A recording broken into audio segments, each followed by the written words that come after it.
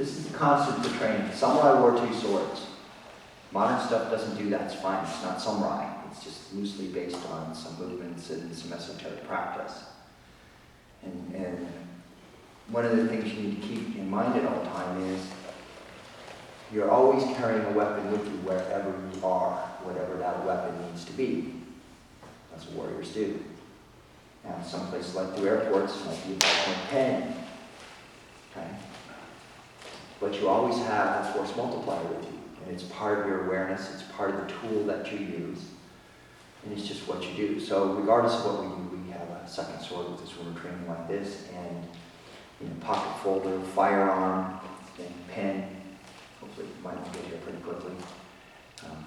Design that you can carry them around. They don't even look like the tactical pens that are out there that don't work as well anyway. But you should always have those things with you. And another thing that I always carry is a flashlight. High power tactical flashlight, smaller, so good now. It's a tremendous tool. But you just start learning to carry stuff with you. This is who you are. If you're going to do this practice, right, then that's what you do. That's happening. The only way you'll have it when you need it is to have it all the time. It just somehow works in the universe scheme of things that the day you forget something is the day you need it. We've all done that at least once in our lives, I'm sure. So those of us who've been around for a while have done it more than once, usually. So, okay, so let's go back over proper posture, etc., so you know how to stand. Because the sensitivity drill is going to require that you're balanced. And to be balanced is an interesting thing for human beings. When I was in Iowa, Chad and Nancy's little guy, Mark, is 14 months, so he's walking, but he's still in the process of building the neural pathways, not to he's counterbalancing, right, at a particular stage of development. What takes place is because the vast majority of people never get taught how to stand, how to be balanced, through our entire lives, we never really get that much past that stage. And what will happen is our changes in posture, etc., will start causing muscle tensions and shapes and counterbalances that we're not even aware of. Right? This is a common one. Okay. This might be another common one. Right? And we don't even think about it because no one ever says, how should our feet feel when we stand properly? How far apart should our feet be? Okay. What lines up over what in order for us to be balanced so that we can then relax our muscles instead of having them flexing, holding us up all the time, and then counterflexion and flexion. And you're getting partially contracted muscles over long periods of time, which start causing other problems. Remember, the tighter a muscle gets, the less the blood flow through the muscle. See, these bodybuilders, right? Veins pop all out. Well, it's not good for blood flow. They can't hold up that long. And that's why they're irritating, like, this is really bothering me, etc., right? Well, we're doing that to ourselves. We're doing it for a couple of reasons. One is we don't know any better. Two is the accumulation of fear. You have to go in there and you have to take and shine the light on all that stuff. Get in the closet and shine the light and clean the garbage out of that closet. So let's start with our feet. Your feet should be soft on the ground and sensitive. They should be sensitive. And what you're doing is you're resting on the bones of your feet. You're not gripping with your toes or balanced on the balls of your feet or rocked back on their heels or laying on the outside, right, or on the inside.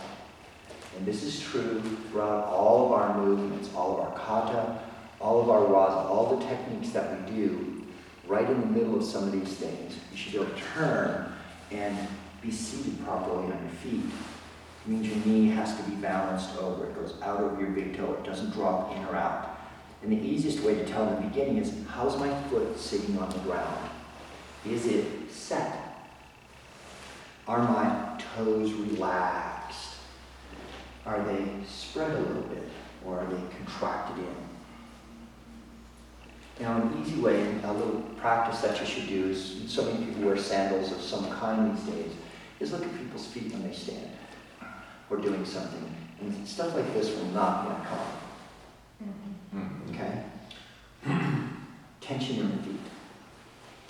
And that's like a low motor running of anxiety and fear back in there somewhere. I think most of you heard the story a few years ago. It's in Africa. J-Ro and I were at Kenyatta, which is the airport in Nairobi. Going to pick up my wife, coming in for a few days. And I'm looking over, and there's a young girl, and the cabbies and stuff go around her. And I'm looking at her, and I figure, what's she doing standing there like this? Is she waiting for somebody? And these cabbies are coming around trying to get her, right? And I look down at her feet, and I see just a rib in the ground. And I go, J-Ro, this girl's scared to death. He looks over and looks at me and goes, I think I should go talk to her. I said, yeah, why don't you go talk to her? He's the younger, better one. So he walks over and he goes, do you need help? And she looks at him and bursts into tears. She is scared to death. She's coming back from a mission in Tanzania. Somebody was supposed to meet her at Kenyatta to take her to a place. She'd spend the night and she's going to fly home to England. But nobody came. She's like 17 or 18. And she's smart enough not to go with any of these guys anywhere. Right? But she doesn't know what to do. She's by herself. So that ended up being kind of an interesting story to me. We took her home, fed her, put her to bed, got her to the airport in the morning after talking with her mom in England. But the point is, your feet tell you a lot about you as well. And so it's an easy way to know, how are we? You know, you find people, you know, bang, bang, bang, bang, their feet on the floor, right? Take it easy on your feet, let alone the floor, okay? So when we stand, we want our ankles to sit under our armpits so that the stick can be balanced. Remember I said the whole art is just balancing the stick? Okay, well, you're the stick. Your opponent might be the stick at times as well, but if you're not balanced, how can you be balanced? Like your shoulders are further apart than that by quite a bit. So under your armpits. And one time, just take a couple, plumb bobs or something, or a rock on the end of a string and sit. Yours aren't that wide. Just there you go. And so if you start really looking, where do I need to be balanced that way? Okay. And then start feeling your feet on the ground. Remember, our walking isn't done. The walking is done by placing the foot and relaxing yourself forward with a slight pull. It's not a push off the gas by contracting the gas box, etc. It's a different way of walking. Lots of reasons why, and we've seen it. Right? Yeah. If Gabby's fully rigid here, and I do the normal shift your weight walking, even if he doesn't start with pressure, but as I shift my weight walk, he can catch me right there. I triangulate myself in my very walking and balance, not to be caught. Remember, the triangulation is we're inherently unstable, and there's a reason why, because of adaptation. That's how we survived. Remember, we discussed this yesterday. We didn't outrun very much. We didn't outbite almost anything. We didn't have any claws or skin scratches or bleeds, right? So all we had was a large brain ability to adapt, okay? And we had the ability to impact our environment, like a lot of animals did. We didn't have sharp teeth, so we made them. Okay? So what happens with this thing is, being inherently unstable, is that we also have the need for a third leg. Where that third leg goes is, as we fall forward, most people fall when they walk, boom, places itself about the length of the tibia bone, half the distance between the ankles. To the rear, that's pretty exact. To the front, taking into consideration the foot to some degree or another, not half of it. Okay? And so, what happens here is, as I start to walk, well, he puts pressure right where my foot was, and it unbalances me. I'm captured. I can't come forward into that. How we walk is different than that. I'm talking about not you or some of the other co-you. And that is, I'll place the foot. Now the line of energy is going this way, and he can't ever find or feel a gap in where I am. But I can feel him and just move him. He'll just be moved by my movement. Okay? So, also, standing like this and this are counterbalances as well. I'm going to work that, show you what kind of tension that causes in your body to do. This too. I'll show you some exercises as to why. Okay. It requires tension in the muscles to do this and stay balanced most of the time, unless you're really aware. Almost everybody does that. Okay. So, the balance point of the foot, as we've explained before, is where the tibia bone comes down right in front of the calcaneus, right? The heel bone. It's set. And you want to rest on the bones of your feet, not the outside edges, not rock back on the heels, not turn it in, not push forward up, but have the toes and balls. So your foot's just set. And it's soft and pliable. They're not made to be made hard to bang against things, but most people do. Shoes can create bad habits like this, and you spend some time barefoot every day and start getting connected. Your hip joint then sits over your ankle joint. And part of how this works is you take and relax the small of your back, and your pelvis tips just slightly. But you don't want to pull it in. It's like you're relaxing that curve of your spine just a little. You need the curve, but as you continue to do this, that is an imbalance it starts to cause other problems. Okay, especially as the spine starts to get pushed against itself. So you relax slightly, almost like you're sitting. The pressure runs through the back of your knee because you're aligned, but the knee can only be really straight if everything's flexed and tensed, which is immobile and incorrect. Okay.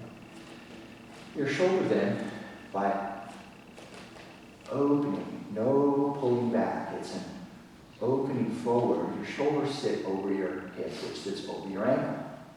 And then by following the curve of the jaw,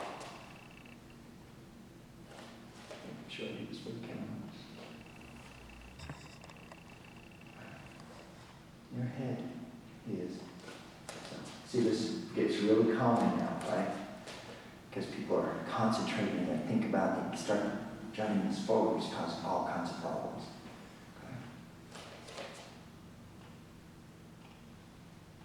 Now your ear sits over your shoulder, which is over your, but there's no tension in your body when you do this. You're very relaxed and balanced. Because when we go into these sensitivity drills, if you're not balanced, then you're not sensitive. Okay. And for us, we're doing mindfulness training, which is all fine and good, but ours is such a high level because it must be, because we need to do that kind of stuff and be that way under duress. Right? Go into a body scan, and you should be able to sit here and go, there's my heart rate, right there. You can actually see it, let alone feel the beat and the wave of blood flow through you as you start getting sensitive. And it should only take a few seconds with practice where you can just drop into that state, right? And feel your heartbeat, feel the blood hit other parts of your body as you do that, and count your pulse just by being aware. That type of inner awareness. If adaptation is our survival method, then you have to be aware to adapt. The higher the level of awareness, the more efficiently and effectively you can adapt. And that's why a soft system. Soft doesn't have anything to do with a spiritual concept for us. Okay? The prime directive here is that we are successful in combat. That's the prime directive. Okay? Combat first. Okay? Then discipline. Then morals. Now, modern arts, the idol being one, does not have a combat prime directive.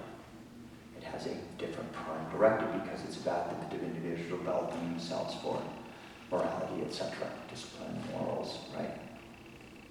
So, but we have a combat prime directive because, as Bushi, sit right where you are.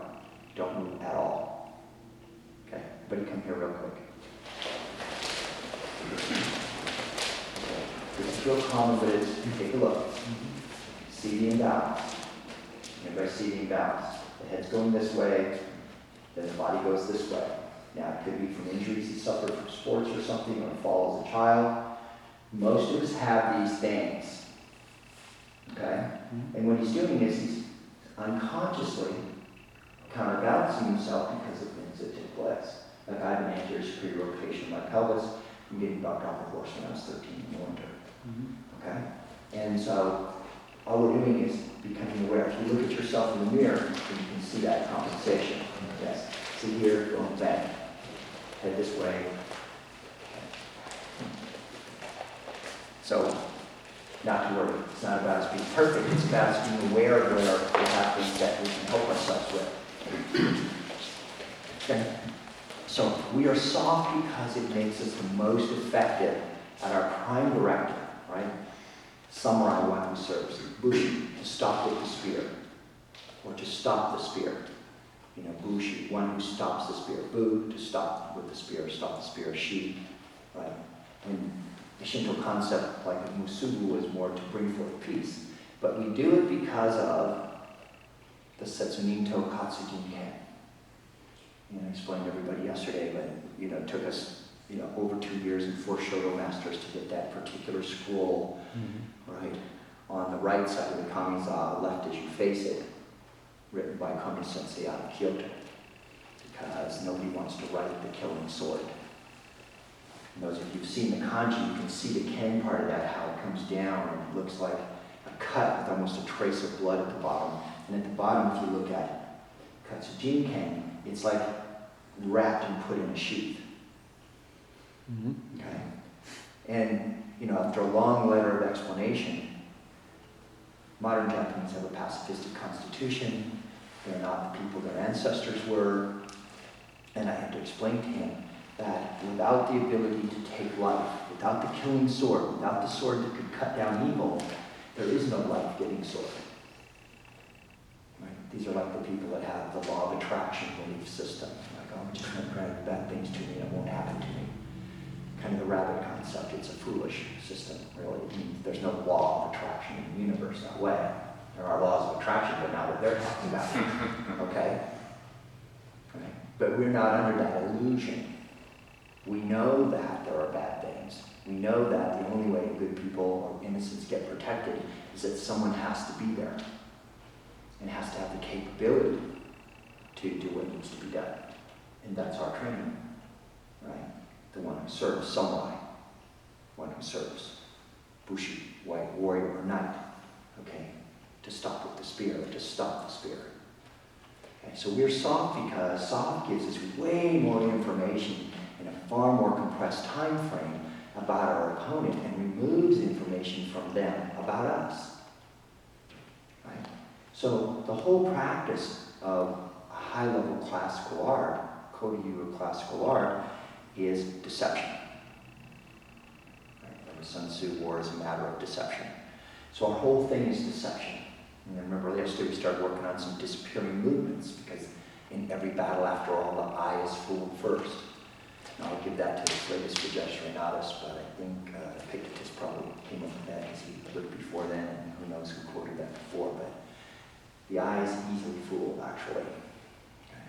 So, but what we need to do is we need to start getting clearer. And that means we need to start getting rid of all of our junk, at least so we can do it in a moment, where we know where our balance is, our mind is clear, and eventually, of course, we know what our opponent is seeing because we know what we look like to them and we can then shape that. So these sensitivity drills are going to help us with that. But let's first start with getting our posture. So everybody go through the process. And you have to be relaxed in this. Pushing your chest out or compensating like this or pulling your back with your muscles is not acceptable here. Okay? Because you can't be sensitive to balance like that. So everybody find the balance point.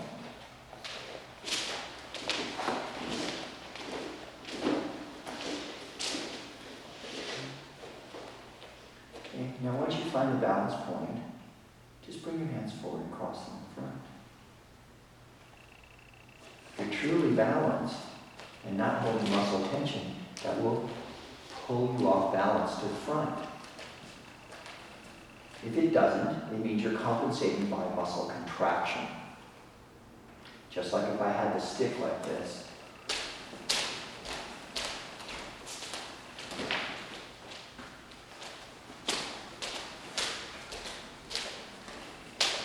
if I have a stick like this, as soon as it's like this and I have to hold it, I have to use some muscle contraction to do that. I can still hold the stick, but it's no longer balanced. Right? So if you're actually balanced and there's a slight movement, you'll have to come off balance. Okay? So if I take the stick like this, it will bring you off balance. It comes out here. It won't happen instantaneously because there's inertia to overcome because of the mass of your body. But that's what will happen unless you, right now, contract to try to prevent it.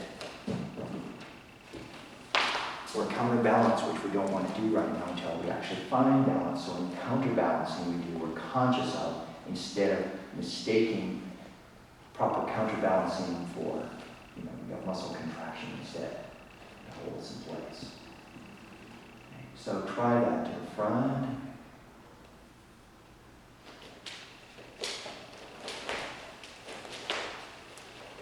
To the rear. And if you get sensitive enough, you'll feel the little waves start going through your body. Right? It doesn't happen all at once because the arm has a lot less mass, right? But you'll feel that it starts to bring you off balance.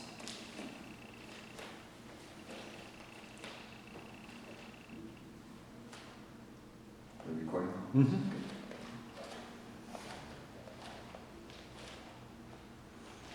So work until you start feeling that. Don't stop it. Let yourself step.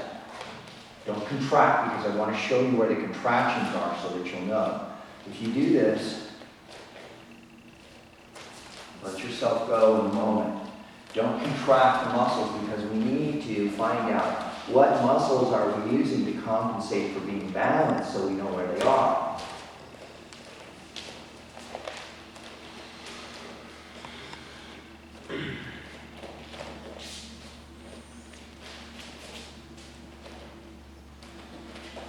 If you get sensitive, you can literally feel that energy. It's a real thing. Go through your body and actually start gaining velocity as it goes. It starts slower and then it starts gaining. Okay, and for your mass then that means more energy. Okay. Mass times velocity squared.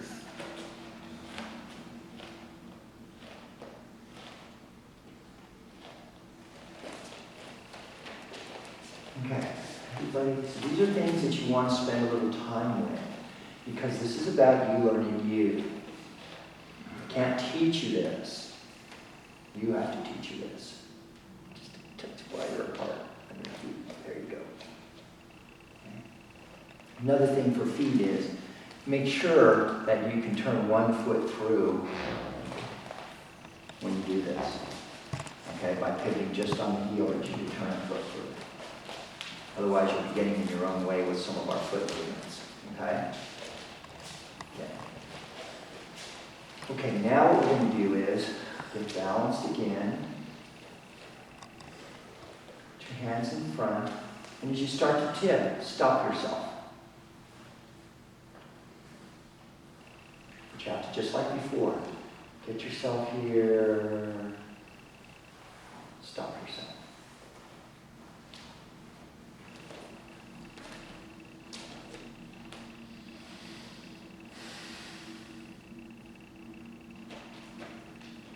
So you'll have to work this because you've counterbalanced by head forward, shoulders back, stomach forward.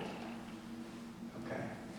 Which we have to change now. Take constant practice and massage and rolfing would be great. Great modality. Really get in on that connective tissue. It's not pleasant, but it's really effective. Did you say rolfing? Rolfing. You said rolfing. Wow. Okay.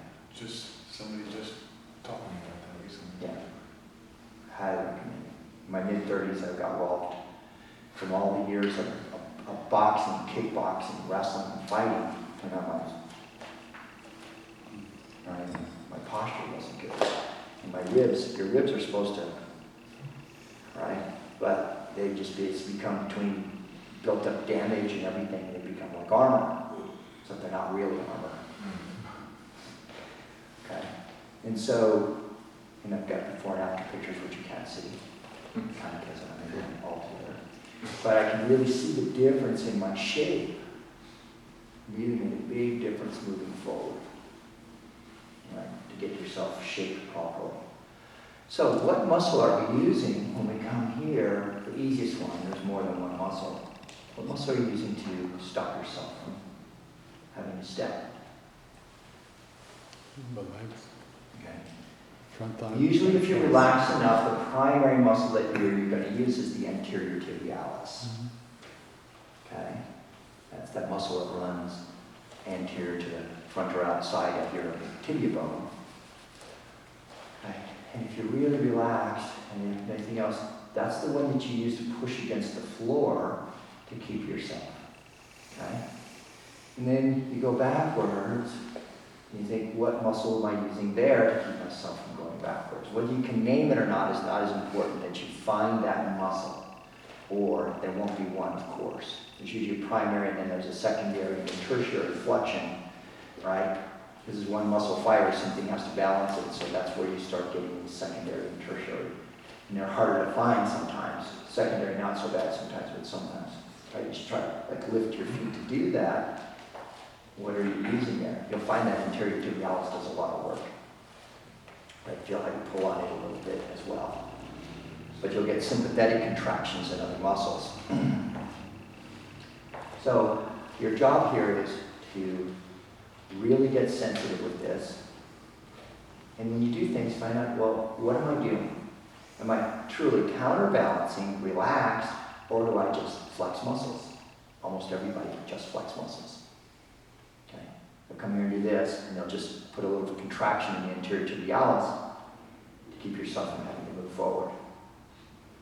Okay? You can counterbalance by slight little movements, openings, and adjustments, right? And start learning how to counterbalance. But you're relaxed when you do, and there's the big difference. Most of us go around with that motor running all of the time. And if it runs all of the time during the day, it also runs at night. And remember my thing when walking stairs, because you'll need it if you do this, right?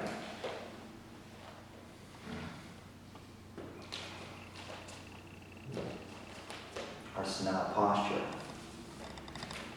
which everybody gives to old age, and I tell you that's not correct. It's not old age that causes that. It's accumulation of fear in the body. Okay. The deal with fear is it doesn't go away by ignoring it, denying it, compensating for it, or any of the other things that we do. Garnering a belief system that makes us feel like we're special so that everything's going to be okay when we die. Okay? Which I say is not faith. In my mind, that's not faith. Faith is, I don't know, but it's okay. It's going to be exactly the way it's supposed to be. Right? Because it can only be that way. We live by faith every second of every day. It has nothing to do with religion. Anybody wake 1 o'clock in the morning and worry, is oxygen transfer going to take place if I breathe next time? What if it doesn't? Anybody sit around thinking about that? We sleep over that? It's prime directive here. No oxygen transfer, you're done. Remember I told you yesterday, killing people and saving people is about the same thing in the body, oxygen. Okay? So, when you're a medic and you're looking, especially our trauma, combat medicine, you've got to keep something that can carry oxygen, blood in the body to a certain level. If it goes past that level, no matter how many bags of IV and stuff you have, that person cannot survive. So our first thing is plug the leaks. Right? We don't have the ability to put blood in people fast and easy if you're out there. I shouldn't say we, but medics don't have that. Okay? I don't have that capability either. I can stop bleeding and stuff. I have in my briefcase within reason, but I can't put blood back in or even IV them. Okay? I'm not carrying that stuff. Okay, so same with gravity. Can you see it? Right? Of the 4 forces, one can make the argument which ones are more, but that's the one that we see, well, That's the one I think we're most aware of is gravity, right? Weakest of the four forces, travels the furthest, but without gravity there would be no atmosphere, without gravity we wouldn't be able to stay on the planet, without gravity we wouldn't be able to stay close to the sun, there's all kinds of things, right? Do we have anything to do with any of that? Do we create that? Do we set up the conditions that would allow us to live in an environment that had those four forces, where oxygen is held close to the planet, both by gravity because it holds atmosphere and because of all the other processes that go here. Photosynthesis we can't see. Plants absorbing carbon dioxide and giving off oxygen we can't see. But yet those things are critical to us to survive. Well, if all that's put in place so that I can live here and be sentient, what do I have to worry about? But yet we worry. Right? Whatever happens after we cast off this mortal coil, it's okay because it's exactly what's supposed to happen. That's faith. So you don't have to know. The reason I bring that up is because people mistake building boxes. Well, I believe this, and we're right, and you're wrong, and therefore I'm okay, and I'm going to be okay when I die, right? But that's another compensation for fear. I'm not saying beliefs are bad, but don't mistake that stuff. Don't cover up your fears by trying to believe something like that, because that's not going to ultimately be beneficial to you. Okay.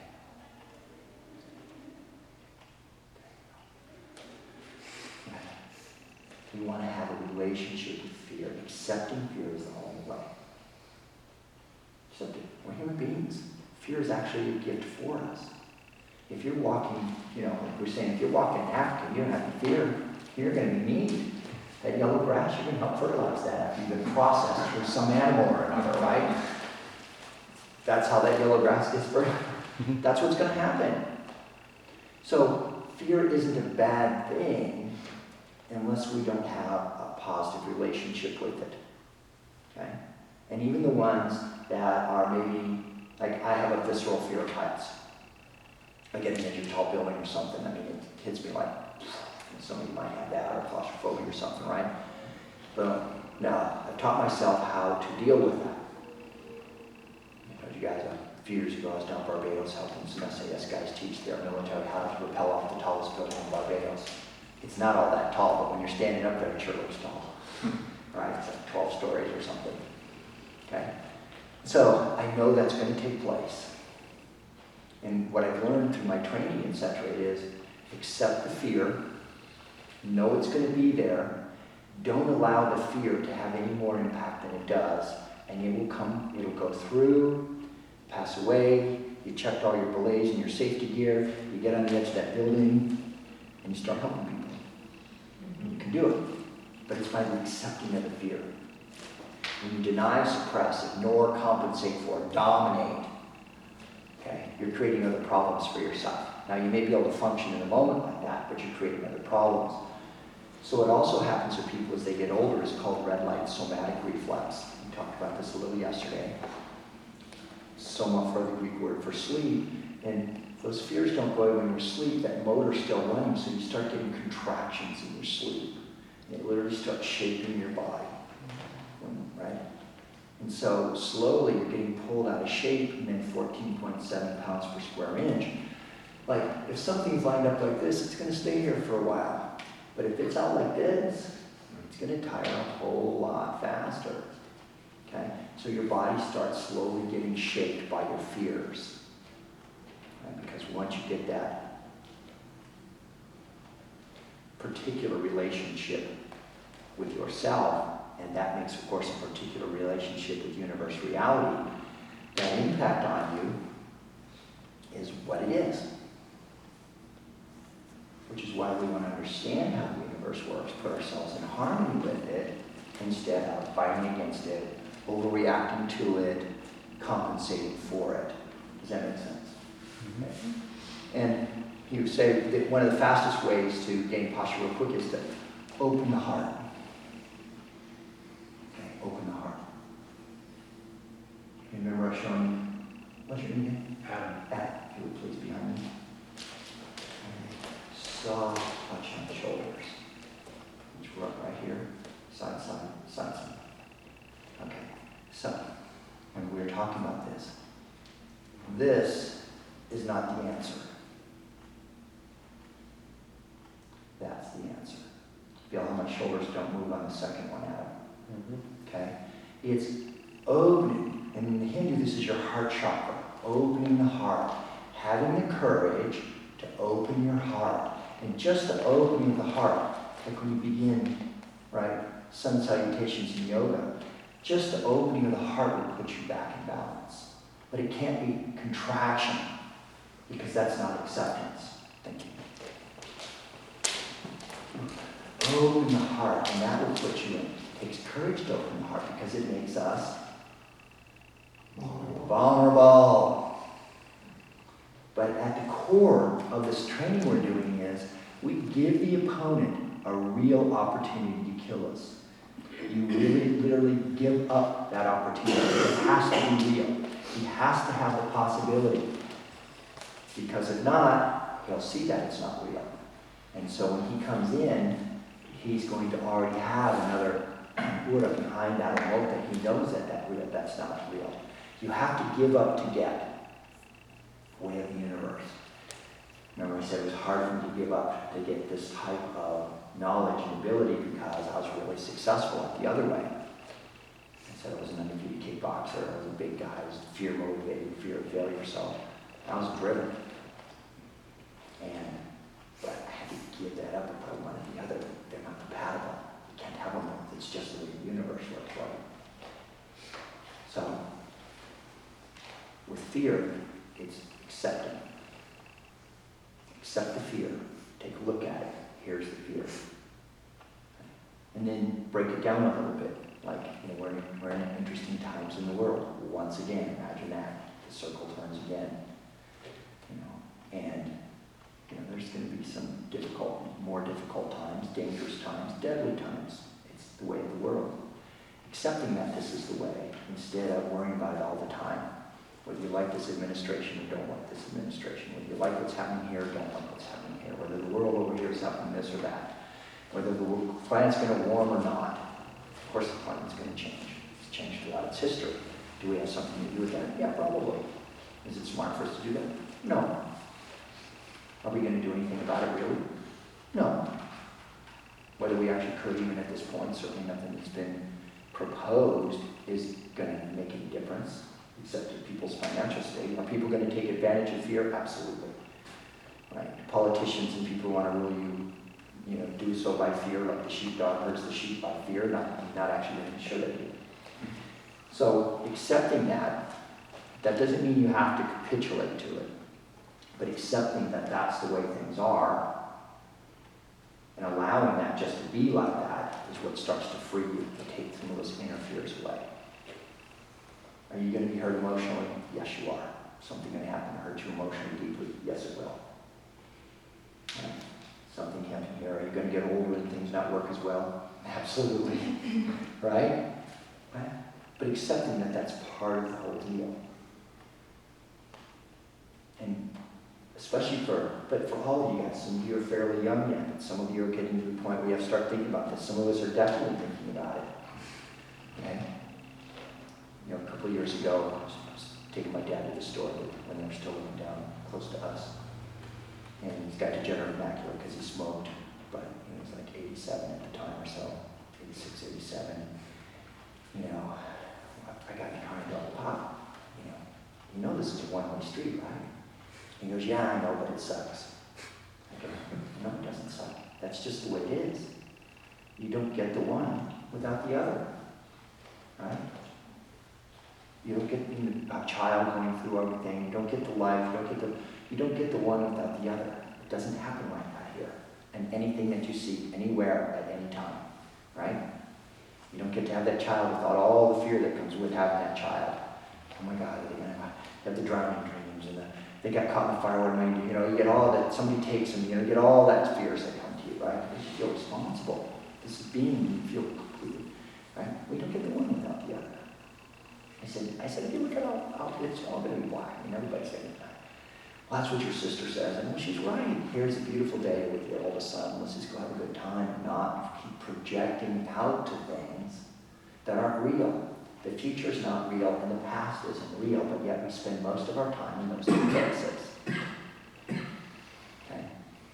So what we're trying to do here with all these exercises and the physical one that we're going to do is we're going to try to really become in the moment, aware, sensitive, able to adapt.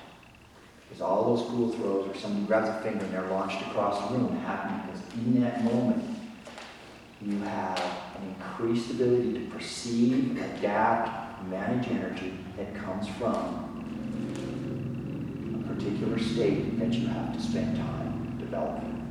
And most of it is getting rid of your own shit, right?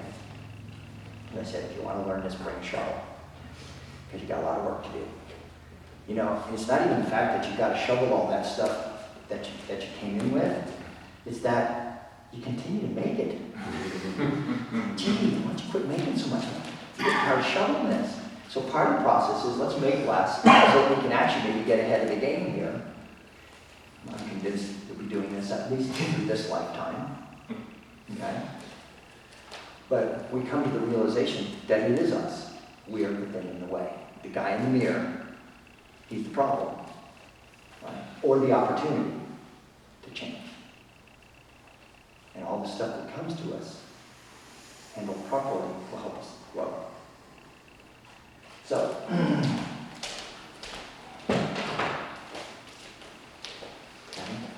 so we're going to do what I call returning energy drills. We're going to start with the simplest ones. So first, you get close to the other person. You balance yourself. One person is going to apply energy to you, and you are going to allow that energy without changing your balance. If you look at my feet, you'll notice that there's been no shifting of weight, no gripping. Okay? And that really takes releasing your knees, ankles, and hips and all the tension in your body. Okay? Because the tendency will be to resist, which will start catching you backwards, shift your weight sideways to do it, which will unbalance you. Those are the tendencies. And then after you get to this point, and take your time with this, as he applies energy,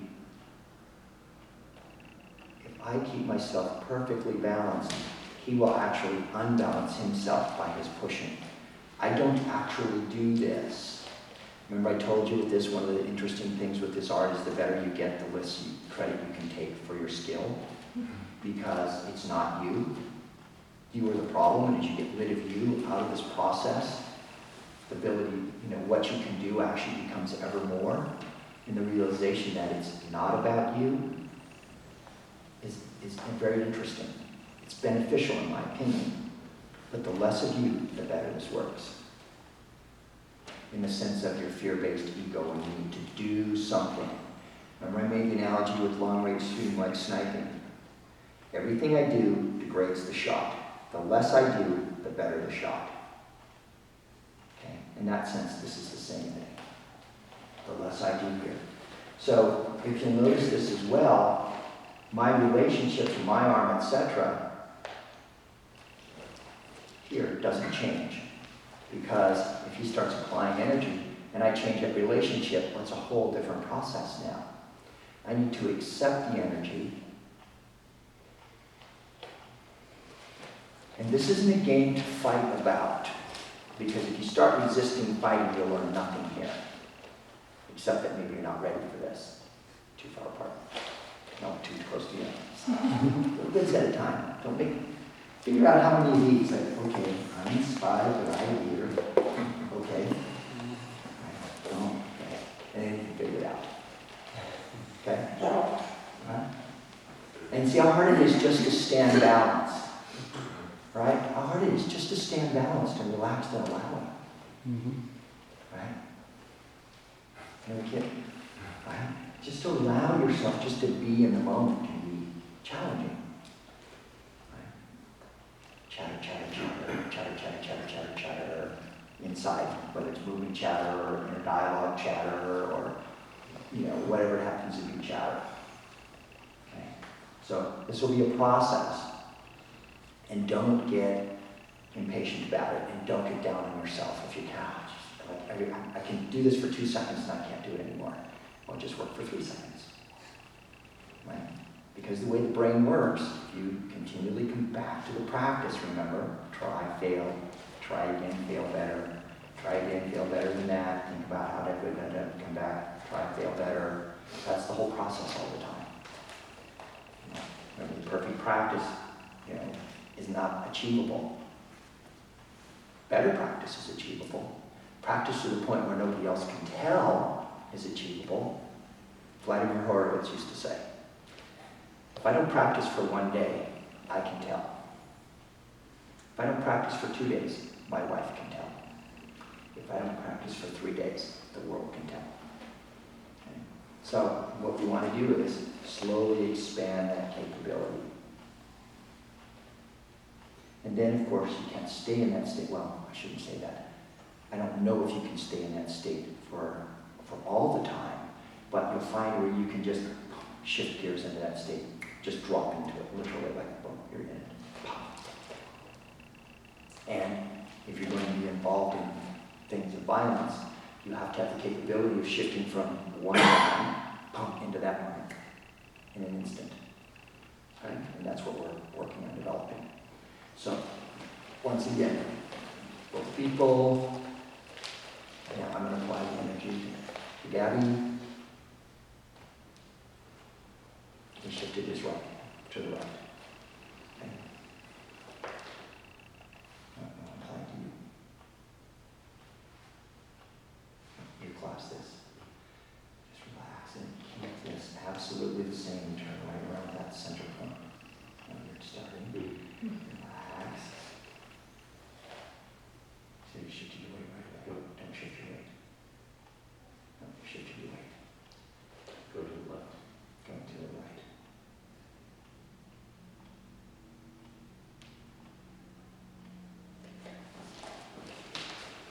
What this is if you can stay completely neutral and they push on you, they'll go off balance.